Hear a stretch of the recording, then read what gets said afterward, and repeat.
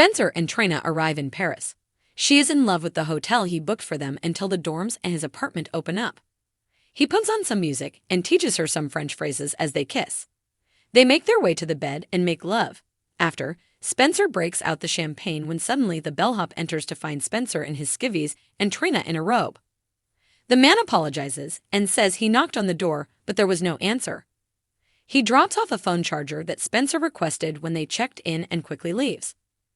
Trina finds the situation funny and suggests that next time they should put on the Do Not Disturb sign.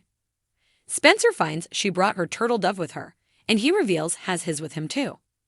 Spencer's phone chimes and he sees he has a voicemail from Laura. At General Hospital, Chase tells Jordan they've traced Esme on a bus to Canada and have an address where she may be hiding out.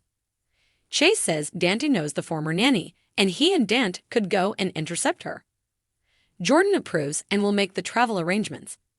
Anna arrives and tells Laura she heard about Kevin and asks if there is anything she can do. Laura asks her to come back to the PCPD.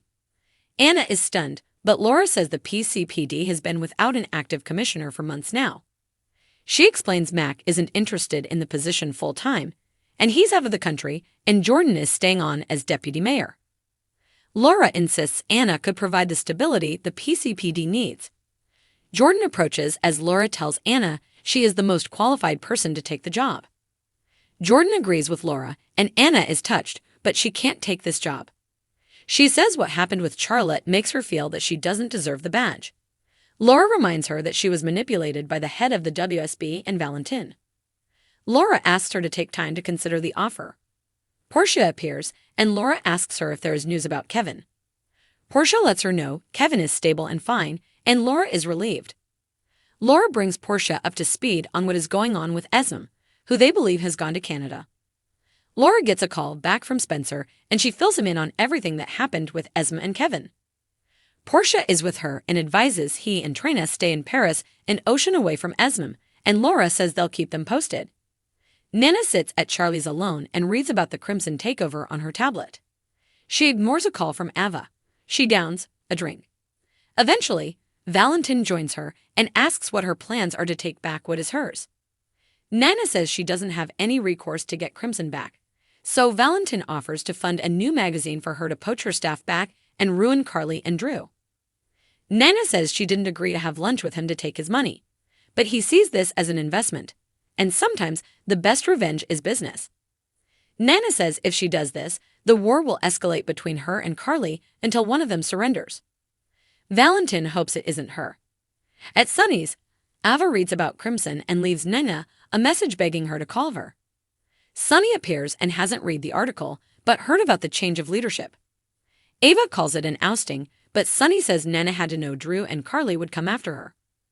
Sunny says Brick is on his way over with an update on the Austin situation, and the sooner they stop whoever this is, the sooner they can end this living arrangement. Brick soon arrives and has to make this brief. He couldn't pull any prints of the photograph of Austin's body or the notes, but the gun sent to Ava is part of an unmarked set taken from the WSB. Sunny realizes this gun is related to the gun used to shoot at him last year.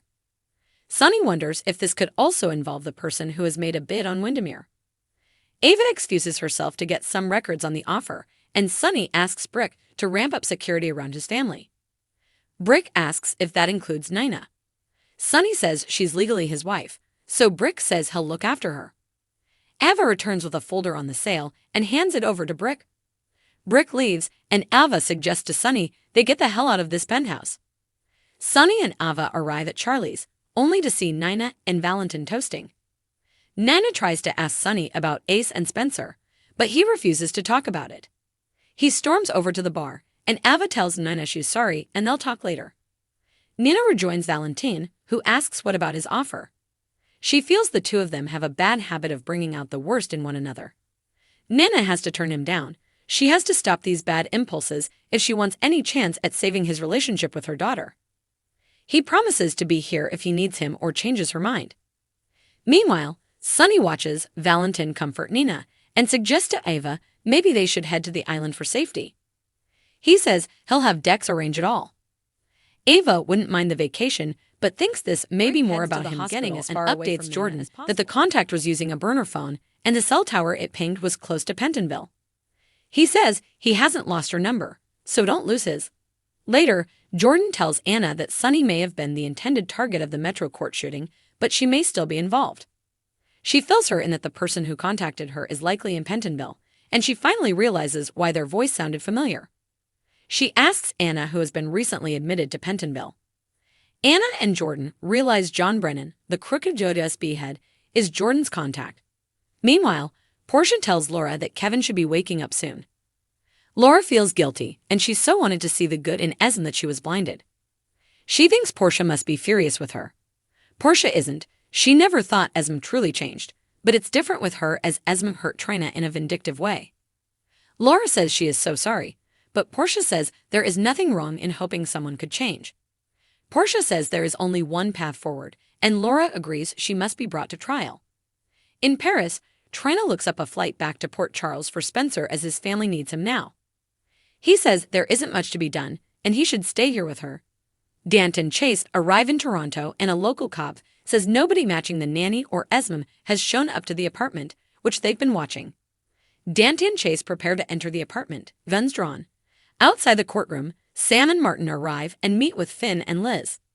Sam admits she found something. She has Muldoon's EZ pass records and can trace him to a medical building. Finn says there are several doctors there, and they have to prove he went to see an oncologist. Sam has more leads to follow up and will be in touch. They enter the courtroom, and the hearing begins. Diane gives her opening argument, accusing Finn of being negligent in catching Muldoon's cancer in time. Martin argues he will convince the jury that Finn did encourage Muldoon to seek follow-up treatment, which he did not. Muldoon's widow is called to the stand, and she testifies that the doctors told her any able physician should have caught the cancer, and a few months could have made all the difference. Martin questions her and asks if she was there when her husband met with Finn and he told her husband to get more tests. She says she wasn't, so Martin says she only has her husband's take on what happened. Dan calls Finn to the stand, and she asks why he didn't catch the cancer that other doctors insist would have been obvious. Finn says he is an infectious disease specialist and Muldoon came to him for a tapeworm. However, he suggested he have more tests run. Diane brings up his suspension 6 years ago, but Martin objects on grounds of medical privacy. Diane suggests a doctor at the top of their game could have caught this, and he becomes riled and can't speculate on other doctors. Martin cross-examines and asks Finn if he has the authority to compel a patient to have more tests they don't want done, and he says no. Finn steps down. Martin says Diane bringing up his past did some damage, and that tit-for-tat with Diane on the stand has done him no favors either. Deanne calls another doctor, examines them, and then rests her case. The judge calls a recess, and Sam returns with some information. She says debt collectors have placed several liens out on the Muldoons, including one against their house. It turns out they've been cash poor for a while now, as the Muldoons lost a lot when the Aurora ELQ merger didn't happen, and they were heavy investors. Finn notes that was 18 months ago. Sam reveals Muldoon also cashed out a life insurance policy right before he saw the oncologist. Liz says Muldoon came to Finn too. Finn says, to set me up. Martin states they now have one hell of a theory to present. On the next General Hospital, Portia vents to Curtis that she never wants to hear the name Esme again. Spencer teases Trina with a surprise in Paris. Laura sits by Kevin and asks him to wake up. Martin informs Diane that he's adding someone to the witness list. Tracy arrives in court and suggests they make the fraud claim public record. Stella tells someone at the hospital, "Oh no, you won't." Dante and Chase prepare to storm the apartment in Toronto.